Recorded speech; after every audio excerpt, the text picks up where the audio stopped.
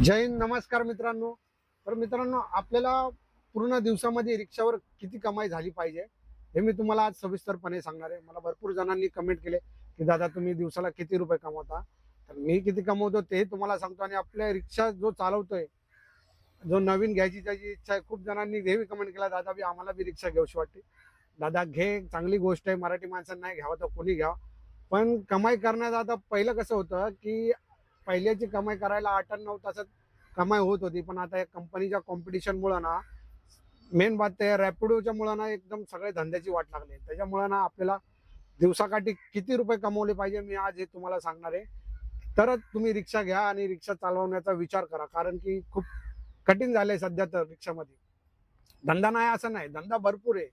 जिकडे जा तिकडे रिक्षाला धंदा आहे, धंदा आहे नाही असं आहेच नाही. पण त्याचे पैसे कमी झाले. जे पैसे आपल्याला 20 किलोमीटरला 350 340 रुपये भेटायचे, आज तेच कंपनी किती देते? 270 रुपये, 260, कोण 300 रुपये देते. कंपन्या एक कॉम्पिटिशन मुळे झाले.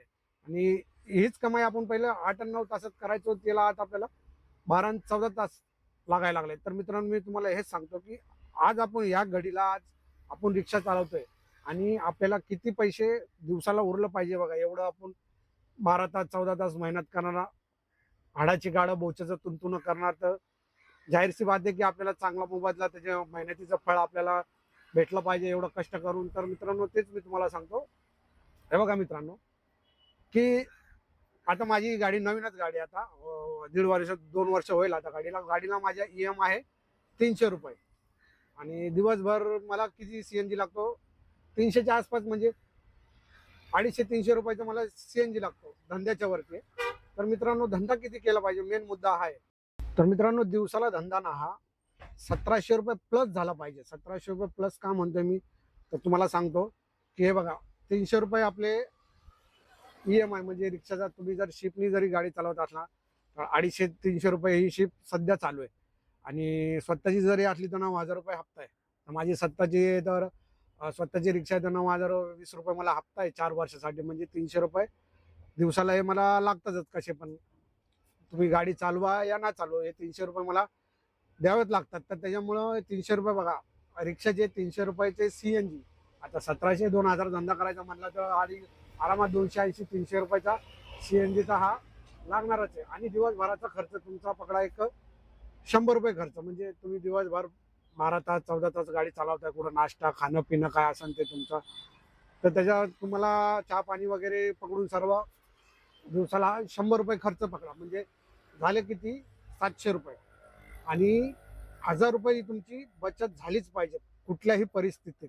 तरच तुम्ही रिक्षा चालवायचं डोक्यात घ्या, मनात घ्या. आणि तुमच्याकडे रिक्षा असेल तर तुम्ही कमी धंदा करत असेल तर तुमचा धंदा वाढवा. कमीत कमी 1700 रुपये तरी, काय बोलतात त्याला, हा धंदा झालाच पाहिजे. 1700 रुपये, 1700 प्लस म्हणतोय मी.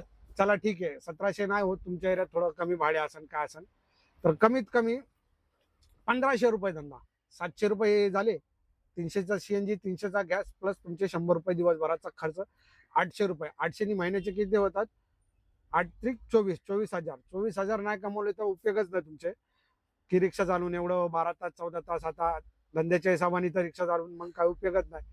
24,000 रुपये जर तुमच्या घरी नाही आले महिन्याला, सुक्के सुक्के बोलतो, निव्वळ 24,000 रुपये तुमचा EMI जाऊन, CNG जाऊन, तुमचा खाण्यापिण्याचा दिवसचा खर्च जाऊन 24,000 रुपये हे आलेच पाहिजे. आणि 24 तर हे सांगितले मी. नाहीतर तुमचे किती 30,000 आले पाहिजे. 30,000 म्हणजे 1700च्या वरतीच आपल्याला धंदा केला पाहिजे. कमीत कमी म्हणलो 1500 रुपये धंदा. 1500चा डोळे झाकून कसाही करा तुम्ही. जबरदस्ती पॅसेंजरला आणून रिक्षात बसवा, मीटर चालवा, ऑनलाईन चालवा, नाही तर शेअरिंग मारा. पण तुमचा हा कमीत कमी धंदा ना बोलतो मित्रांनो, 1500 रुपये झालाच पाहिजे. हा ठीक आहे, एक एक वेळ कुठला हॉलिडे असला, कुठला सरकारी सुट्टी असली तर ठीक आहे, चला, तर थोडाफार कमी होतो. पण हा तुमचा, माझा सांगण्याचा उद्देश कसा, 24,000 रुपये तुमच्या महिन्याला घरी आलेच पाहिजे. तरच तुम्ही रिक्षा चालवण्याची धाडस ठेवा. म्हणजे नाही तर हाडाचं गाडं बोरचं जर तुंतन करून काय उपयोग नाही. रिक्षा दिवसभर आदळ आपट एवढी, नाहीतर मग तेच आपलं 12-15 हजाराची कुठे नोकरी करा. जर तेवढा धंदा तुमच्या ज्याने नाही होत तर कारण रिक्षात बघा एवढा आदळ आपण मध्ये काम करतो आपण, तर तेवढा आपल्याला धंदा झालाच पाहिजे मित्रांनो. माझा उपयोग नाही ना 1400-1500 रुपयाचा धंदा केलाच पाहिजे दिवसभर. आता तो कसा करायचा तो तुमच्यावरती. ट्रॅफिक असो, खुला रोड असो, त्याचं काय आता आपल्याला घेणं देणं नाहीये. धंदा तर केलाच पाहिजे. निव्वळ 1500 रुपये हा धंदा कसाही करा मित्रांनो. वाकडे तिकडे परिस्थिती या रॅपिडोनी लय बिकट आणल्या. जो धंदा आपण 8-9 तासात करत होतो पूर्वी पूर्वी म्हणजे माझे जुने मित्र रिक्षा ड्रायव्हर आहेत ते सांगायचे, अरे वैतागायचे पॅसेंजर की त्यांना रिक्षा भेटत नाही, रिक्षा नाही भेटत. आता तर घरात बसून बुक करतात.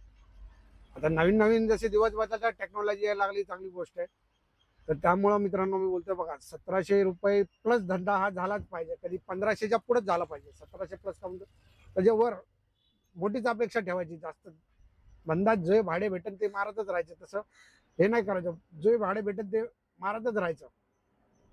1500च्या पुढे आपला धंदा हा झालाच पाहिजे, तरच तुम्ही रिक्षा चालवायचं डोक्यात घ्या. आणि जे चालवतात तर त्यांनी बी हा विचार करा की आपल्याला दिवसभरात कसेही करून 1500 रुपये कमवलेच पाहिजे मित्रांनो, तरच रिक्षा धंद्या येण्याचा विचार करा. नाहीतर काय आपली 12-15 हजाराची पुढे नोकरी करा, त्याच्यामध्येच आपलं खुश राहावं. नाही तर रिक्षा धंदा असा आहे, धंदा आहे भरपूर आहे.